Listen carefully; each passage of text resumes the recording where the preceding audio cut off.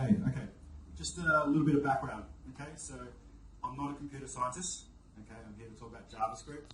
So I'm not going to preach in any regards around the details of JavaScript, etc. I'm just going to talk about my experience around building this system. Okay, I have been programming since I was 13, which was about 30 years ago, starting with assembler, and I've moved up through about every other language you can think of. Okay. And I've ended up at JavaScript, so that's through all the hardcore, the C's, the C++, the fourths, and all those types of languages. Objective-C, done the basic and all those sort of things. Okay, so I've been around languages a lot, but my personal passion is around applying technology into businesses.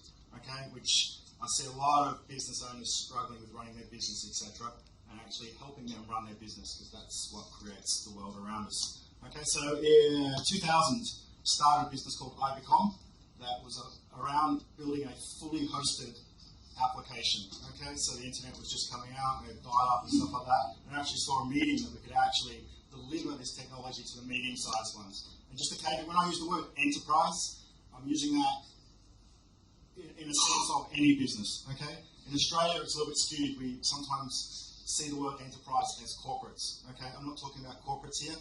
I'm always talking about small to medium enterprises, particularly the medium ones that get stuck in the middle, okay, where they can't run their business in an MYOB and they can't pull all that software together, but they can't afford a traditional ERP. And to be honest, I don't really know what an ERP is, and I don't care, but I have to put that word out there occasionally so people can sort of get some sort of context. Okay, so what I'm going to go through here is a bit of a story. Okay, so Ibicom has a platform called My Digital Structure.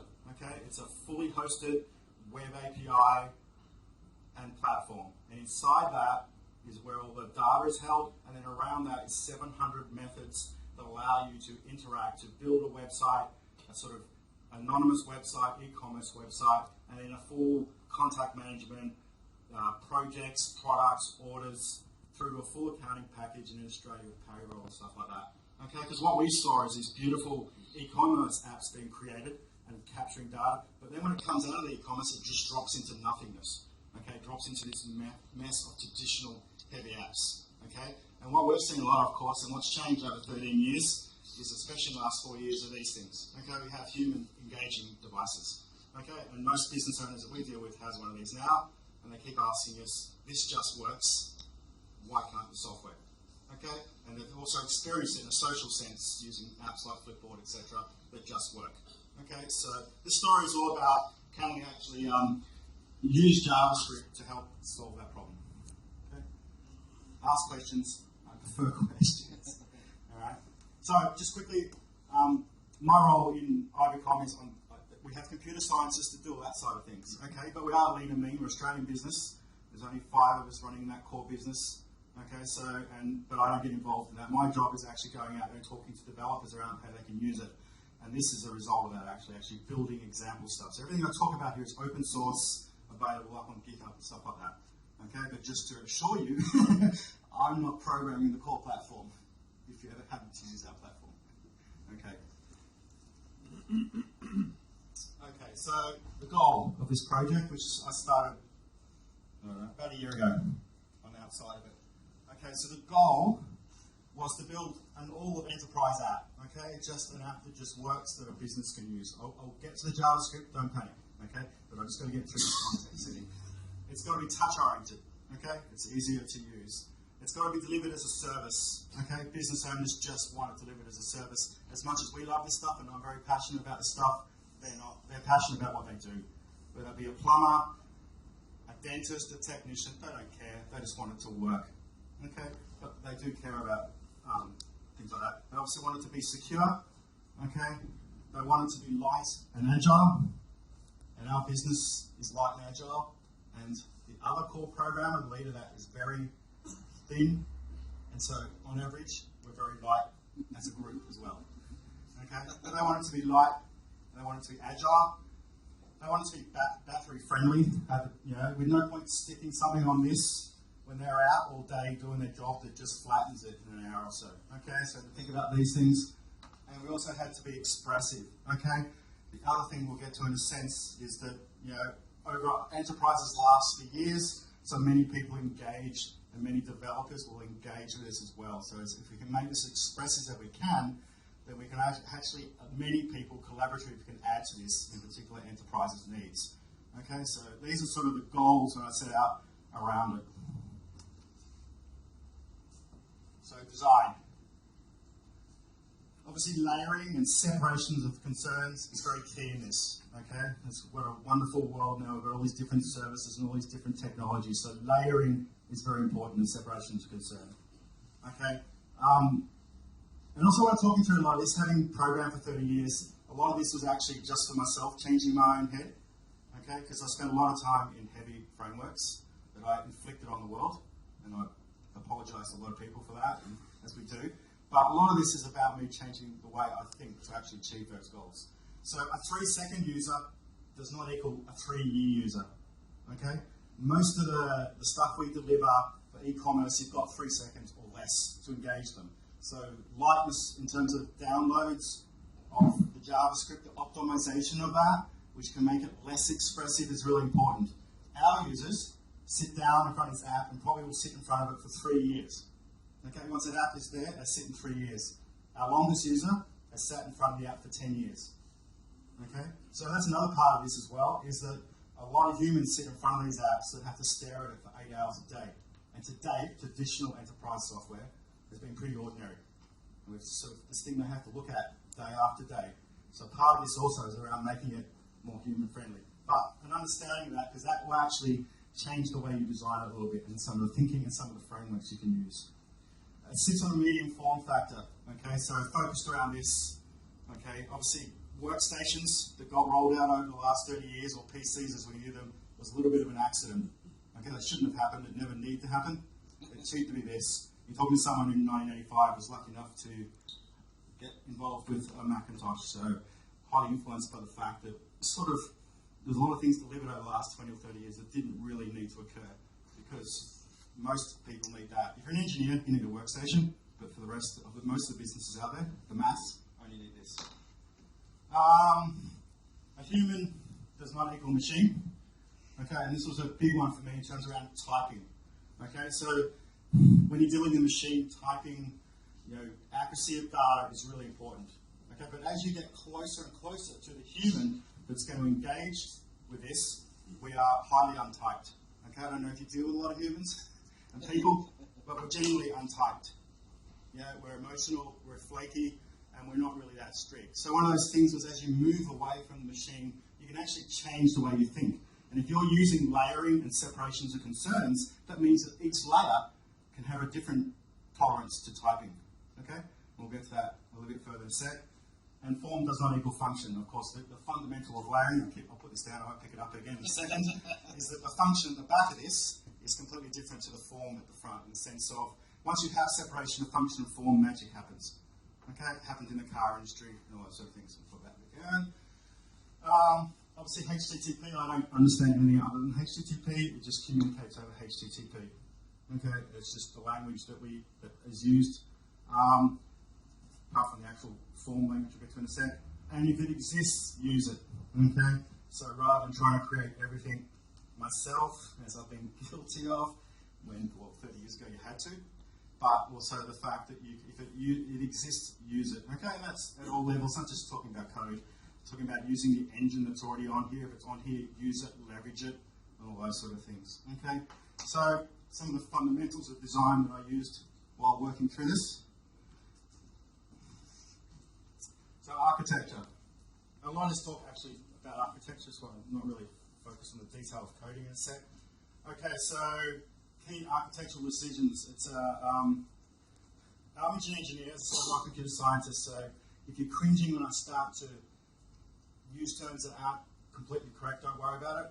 Don't focus on that part, focus on the higher bit. Okay, so SPA, single page app.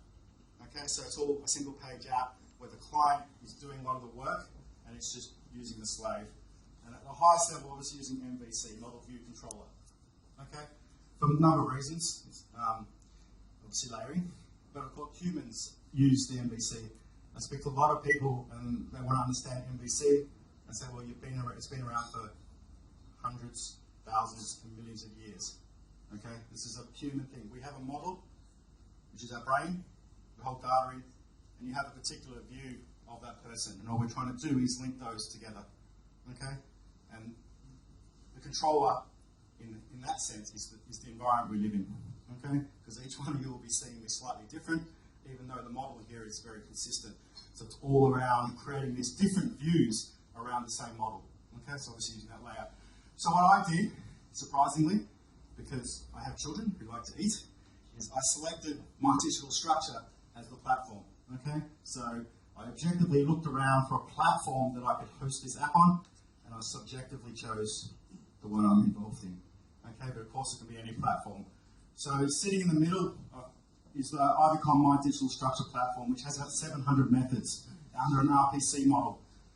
It's really about 350 with the sets and gets. Okay, and when I talk about those methods, they're like add contact, remove contact, set contact, add invoice, get invoice, show me debtors. Okay, all communicating back and forwards, obviously over HTTP, either XML or JSON, but in this case using JSON. Okay, just because it's simple, light, agile, and cheap to get across the wire, especially if you're at the other end running this business where you're hosting it on an IaaS and bandwidth costs. Okay, and there are, I mean, it's something, you know, XML is heavy. Okay, and you pay for that as you go across the wire. Okay, not just from a user experience, but from the other side of things. Okay, so we're sitting up here, and when we look at this diagram, we're really focused of all the end clients we could use to access this, which we have many of our partners using. We're focusing, what I'm focusing in on, of course, is HTML5, JavaScript, all browsers, all OS. So as much of a spread as you can possibly get. So essentially the view controller under that, we're going to use a browser agent, or HTTP agent, if you want to, which is essentially running XHTML, HTML, HTML5, HTML with JavaScript and using CSS, okay, which will help build up our layers in the UI. So we've done this macro separation using MVC now, where the model is essentially off and not to be our concern in this particular, or my concern in this particular story. Okay, so we're really focusing now on the view controller and how we can actually build a light app around that. Okay. So the build, getting closer to the bit you're in. Okay, so actually starting to build it. Excuse me.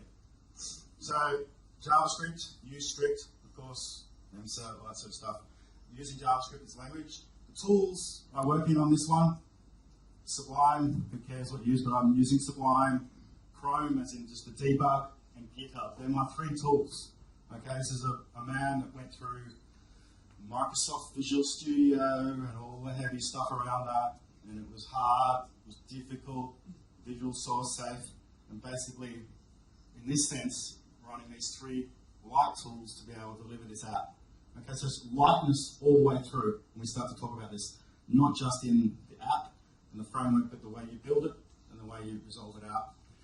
Using CSS for position and visuals, okay, so HTML doesn't know about where it sits, it just renders the elements out there, and then CSS is used to position it, okay?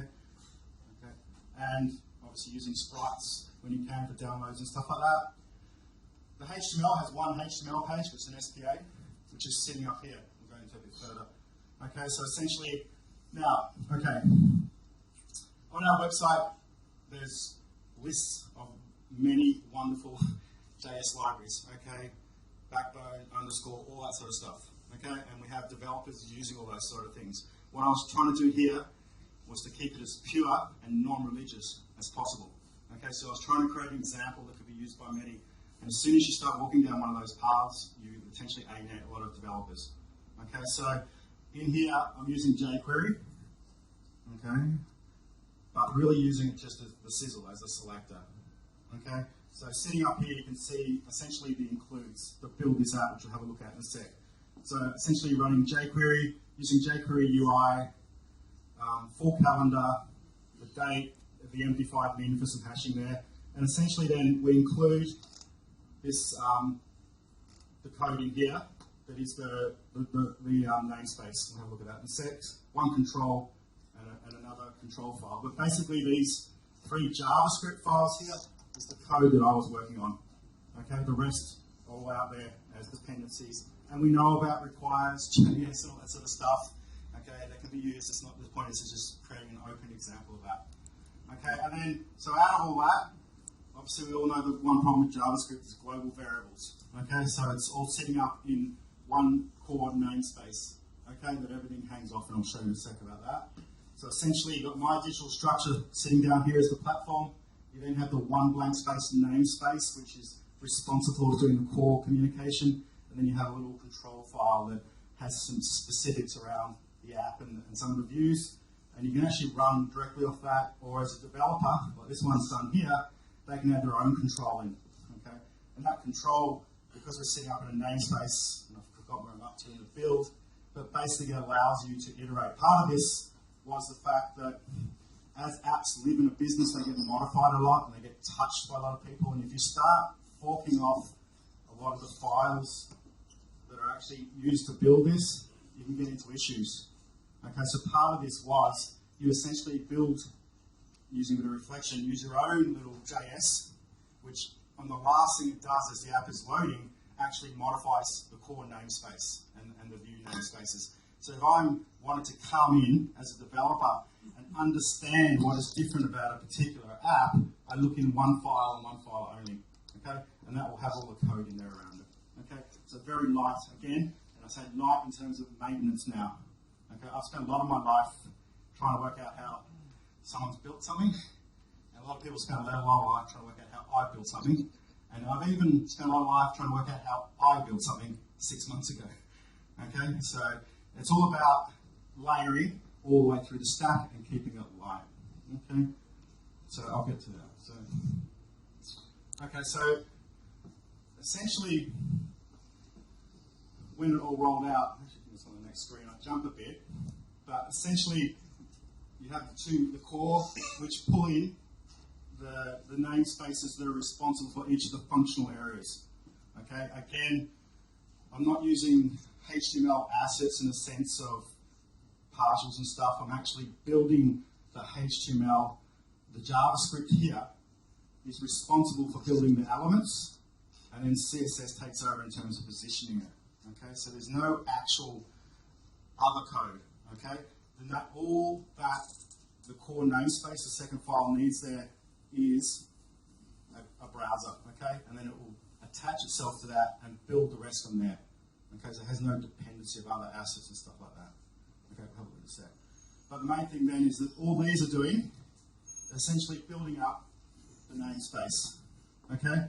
And when this rolls out through this, is around 250 namespaces and about 950 methods, okay, that actually build up the app that you can run your whole business on, okay.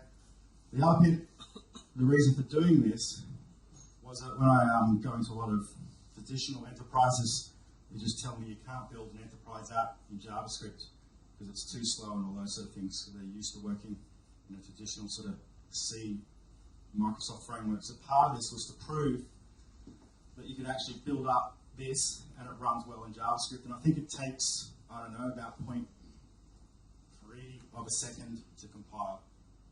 Okay?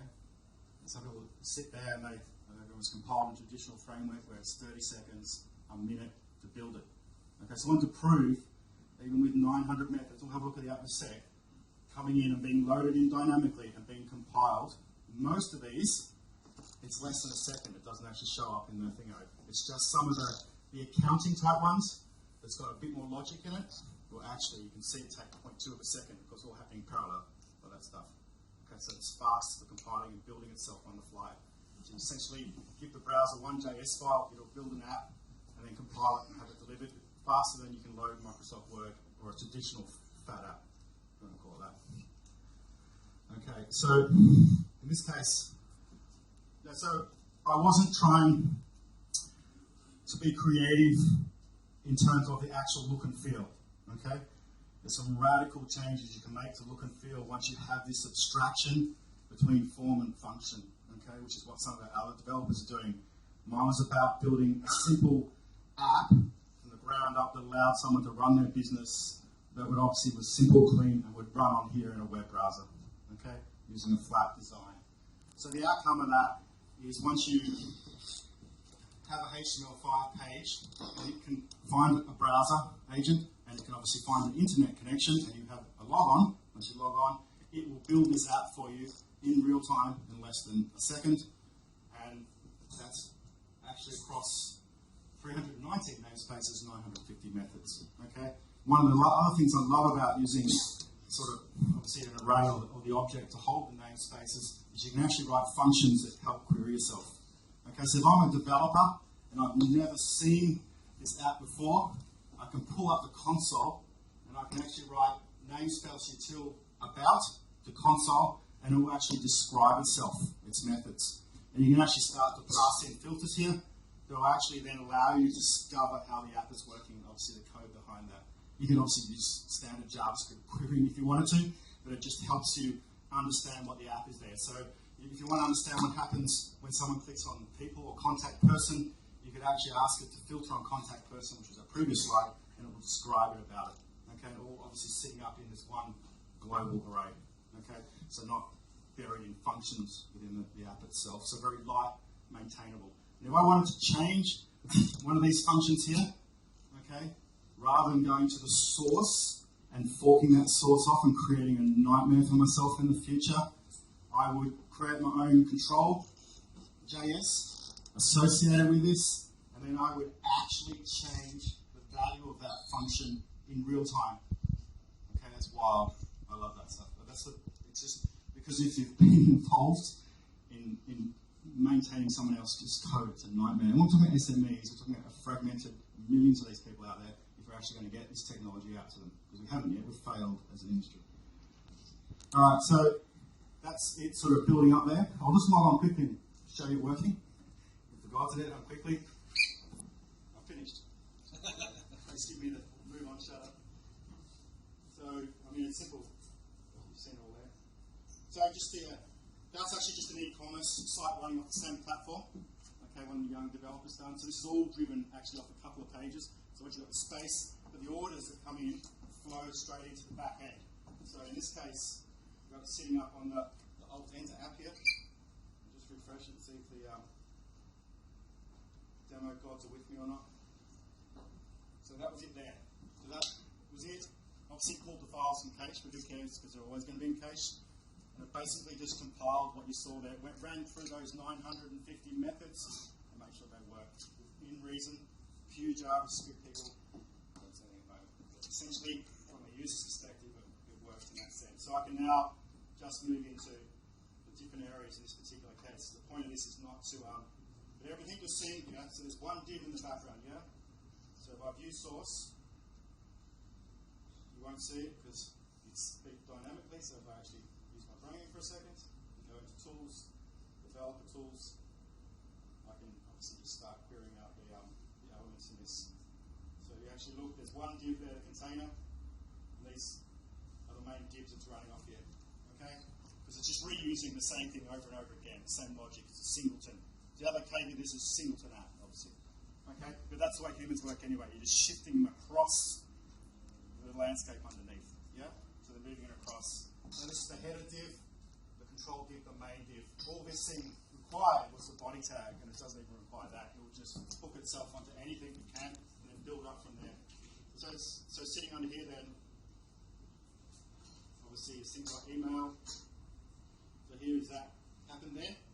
So what that did, if you look in obviously the network here, what it did then built itself. It ran a request off to get the email account search, which populated this, which returned obviously the JSON for that, which then the view client consumed. It did an email cache search, which populated this, and it built that. So when I clicked on that, that was across the wire. Okay, it grabbed that data lightly and brought it back, and then all the power is in here. Okay, around it. Okay, the bit that actually gets me up in the morning excited is that's a pretty standard, boring inbox. I haven't actually done a lot with that. But you think now you have the abstraction between the form of the function of this JSON stream coming in, you can create any sort of inbox you like and blow it apart. This has context to the customer. If you've rated them as AAAs, why not show all your AAAs, use a data visualization JavaScript library and show your AAAs up in a bubble here with a link through to your triple Ds and that sort of stuff. Okay, and this is where we start to blow apart the traditional frameworks. But the main objective, and the reason I've taken up 20 plus minutes of your time, is to say through a series of design, we can actually build and deliver these enterprise apps out of here.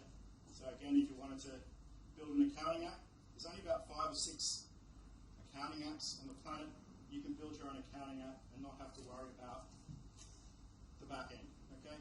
The platform worries about that. So in this case, I want to look at the statements maybe. We just did a back end call there, and allows me to obviously view the statements here, okay? And all those sort of things. That's running off, and it's full control. So I've actually quickly looked at the source code. Let's show that on. The sources. So we're just sitting with the JavaScripts sitting here. So we look at one. Don't look too closely.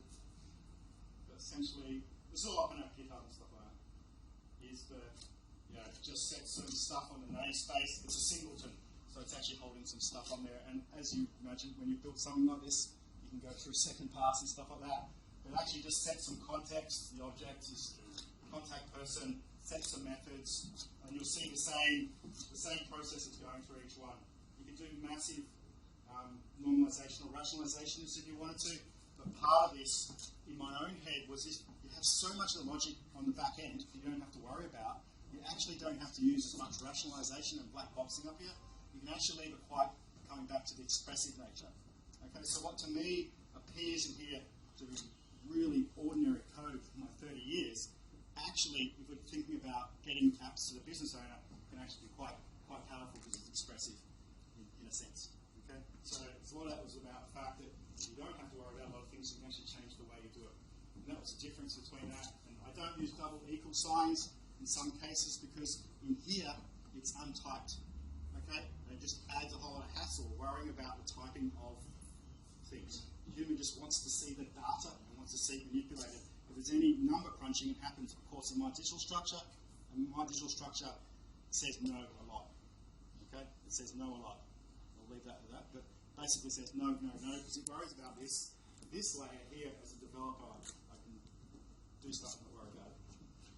All right, so I'll just finish. I want to leave you with, though, just one last thing. Nothing to do with me, but one of the things is here. I don't know if everyone's seen this, but these are the notes of Andy Hertzfeld, the guy that wrote the original operating system for the Mac. This is his handwritten notes from 1982, 30 years ago after listening to Alan Kay at Xerox PARC. I don't know if you know Alan Kay, but he's the man, okay, talking about it. This is his handwritten notes when he came back and listening to about it, and it's just interesting. Fine, leave it with. And a lot of the stuff is that computer is a medium, computer is a vehicle. Some stuff in it isn't so relevant around it, but it's really quite interesting. The last bit. Disappear the computer into the environment. Okay? That's what I like. Is just deliver. Because if we want to actually achieve this, we keep pushing the technology back into the environment. It's really interesting that sort of 30 years later, we're actually starting to achieve some of these things. There's a lot of it is around rethinking. Okay? But I've got links to this on the website and stuff like that if anyone's ever interested. So, thank you. Thanks for your time. And I appreciate it. I normally don't speak to people that are at that level, so I appreciate allowing me to talk and not staying a little bit high level there. Thank you.